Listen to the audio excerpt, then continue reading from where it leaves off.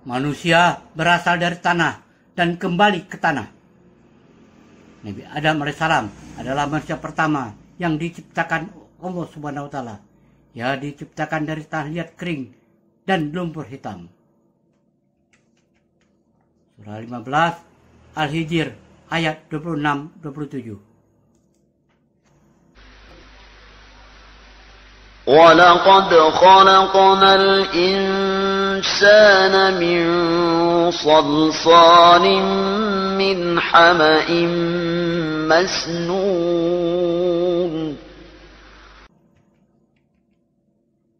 Dan sesungguhnya kami telah menciptakan manusia Adam dari tanah liat kering yang berasal dari lumpur hitam yang diberi bentuk. وَالْجَانَّ خَلَقْنَاهُ مِنْ قَبْلُ مِنْ نَارِ السَّمُومِ.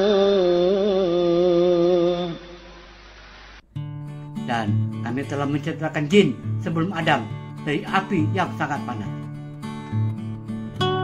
Disebutkan dalam surah Al-Qasas dan surah Al-Anbiya karya Imam Ibnu Katsir, Nabi Adam AS diciptakan dari segenggam tanah yang diambil oleh malaikat dari seluruh muka bumi. Pendapat ini bersandar pada riwayat Imam Ahmad dalam Musnad Ahmad dan Sahih Al-Jami. Dari Yahya dan Muhammad bin Ja'far, dari Auf, dari Qasamah bin Zuhair, dari Abu Musa, dari Nabi SAW, beliau bersabda, sesungguhnya Allah Subhanahu wa taala menciptakan Adam dari segenggam tanah yang diambil oleh malaikat dari seluruh muka bumi. Maka keturunan Adam pun masing-masing terlahir sesuai dengan jenis tanah tersebut. Di antara mereka ada yang berkulit putih, merah, hitam, atau campuran antara warna-warni itu. Di antara mereka ada yang buruk dan ada yang baik. Di antara mereka juga ada yang lembut, ada yang keras, dan ada yang campuran antara keduanya. Hadis tersebut diriwayatkan oleh Abu Daud, At-Tirmizi, Ibnu Hibban dalam kitab sahihnya. Adapun At-Tirmizi mengatakan hadis tersebut termasuk kategori hadis hasan sahih.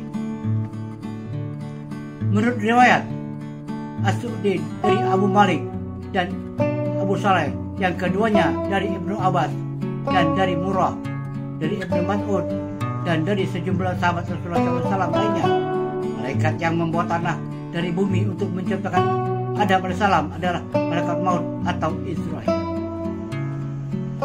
Disebutkan dalam tafsir Qasahi karya Sofyan Hadi, tanah yang diambil malaikat Israel sebagai bahan baku penciptaan Nabi Adam alaihissalam tersebut berasal dari tanah Ka'bah untuk bagian kepalanya, lalu tanah dari seluruh penjuru bumi untuk bagian dada, tanah dari India untuk perut, dan tanah dari Masyrik untuk tangan, dan tanah dari Maghrib untuk bagian kaki. Sebagaimana dikatakan dalam riwayat yang berasal dari Ibnu Abbas radhiyallahu anhu, Allah Ta'ala menciptakan tubuh Adam dari segala penjuru bumi. Adapun kepalanya dari debunya Ka'bah, dadanya dari segala penjuru bumi, punggungnya juga dari perutnya dan dari debunya Hindia, tangannya dari debunya tanah Masyrik, dan kakinya dari debu arah Maghrib. Sementara itu, dalam riwayat Wahab bin Manhab dikatakan bahwa tanah yang digunakan untuk menciptakan Nabi Adam AS berasal dari 7 tempat di bumi. Allah Ta'ala menciptakan Adam dari bumi yang 7. Adapun kepalanya dari bumi pertama, lehernya dari bumi kedua, dadanya dari bumi ketiga, tangannya dari bumi keempat, punggungnya dari bumi kelima, paha dan pantatnya dari bumi keenam, dan betisnya dari bumi ketujuh. Ada juga riwayat yang menyebutkan bahwa setelah penciptaan Adam alaihissalam selesai, Allah Subhanahu wa taala memerintahkan Jibril untuk melemparkan sebagian sisa tanah penciptaan tersebut ke neraka dan sebagian lagi ke surga. Dikatakan hal itu menjadi isyarat bahwa akan ada sebagian manusia yang berasal dari tanah itu yang akan menjadi penghuni surga dan sebagian yang lain menjadi penghuni neraka. Surah 2 Al-Baqarah ayat 28.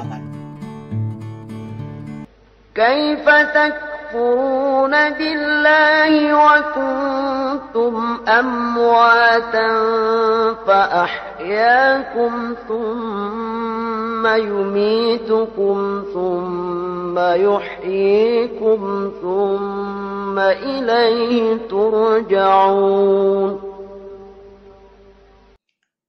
Mengapa kamu kafir kepada Allah, padahal kamu tadinya mati, berbentuk benih, tubuh mati, tanpa ruh.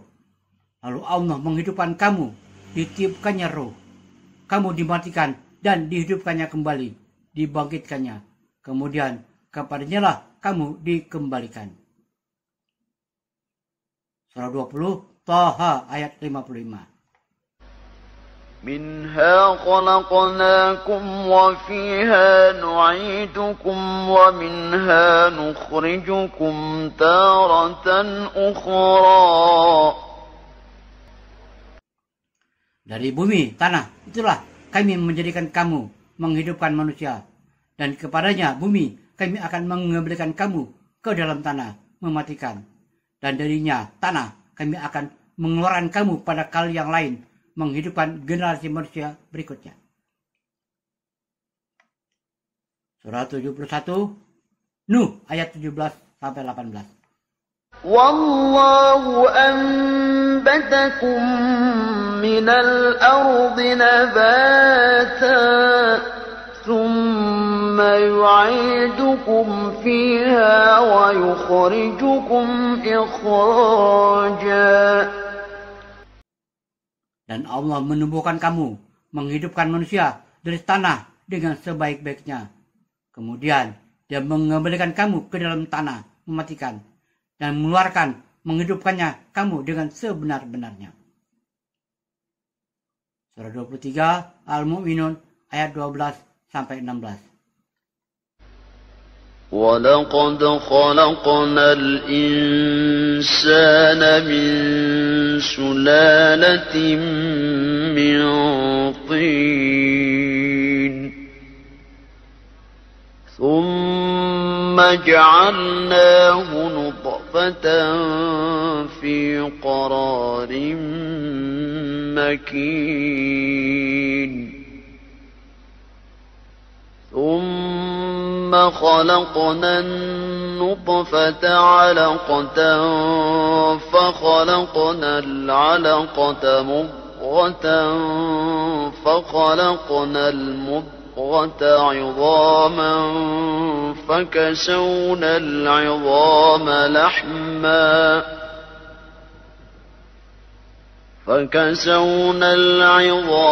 لَحْمًا ثُمَّ أَنشَأْنَاهُ خَلْقًا آخَرَ فَتَبَارَكَ اللَّهُ أَحْسَنُ الْخَالِقِينَ.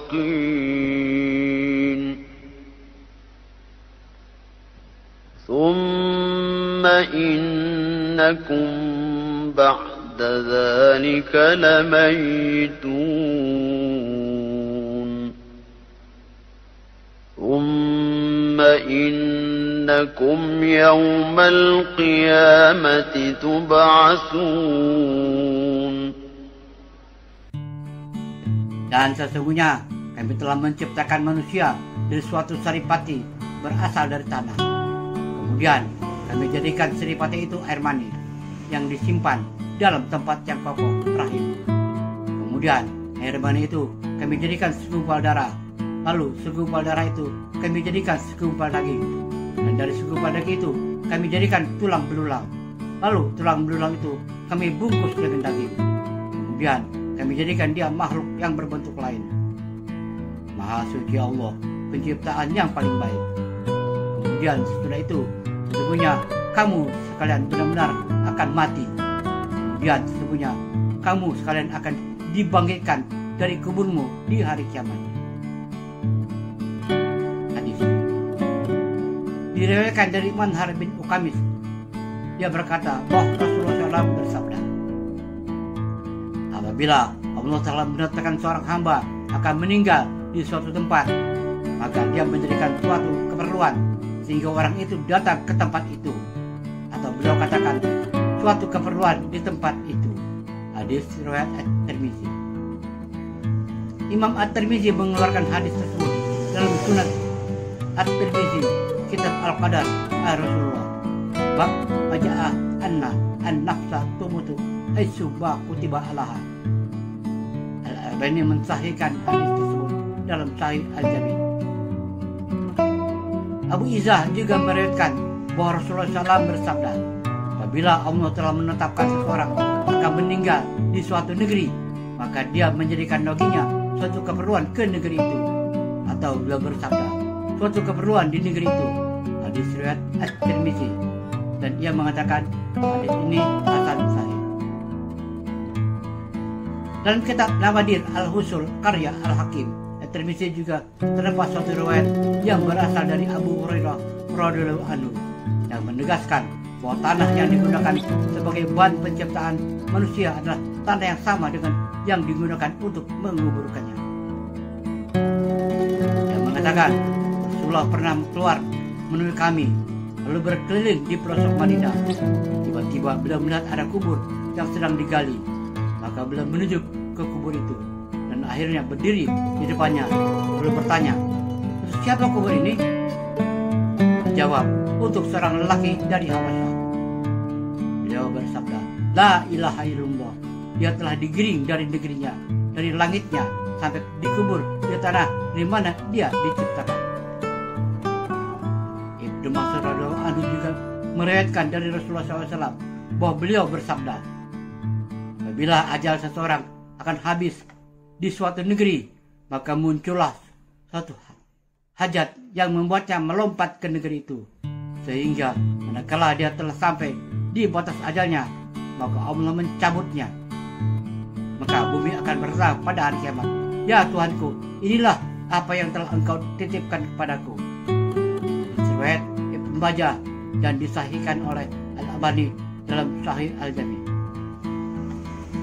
Di akhir penjelasannya, Imam Samsuddin Al-Qurtubi mengatakan bahwa hadis-hadis tentang tanah penciptaan manusia di atas merupakan peringatan bagi manusia agar selalu waspada terhadap kematian dan senantiasa bersiap siaga dalam menghadapinya.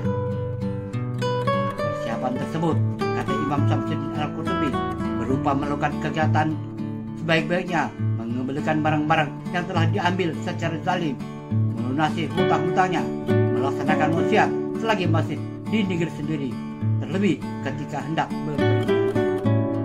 Wallahu a'lam bishawab. Semoga bermanfaat. Wassalamualaikum warahmatullahi wabarakatuh.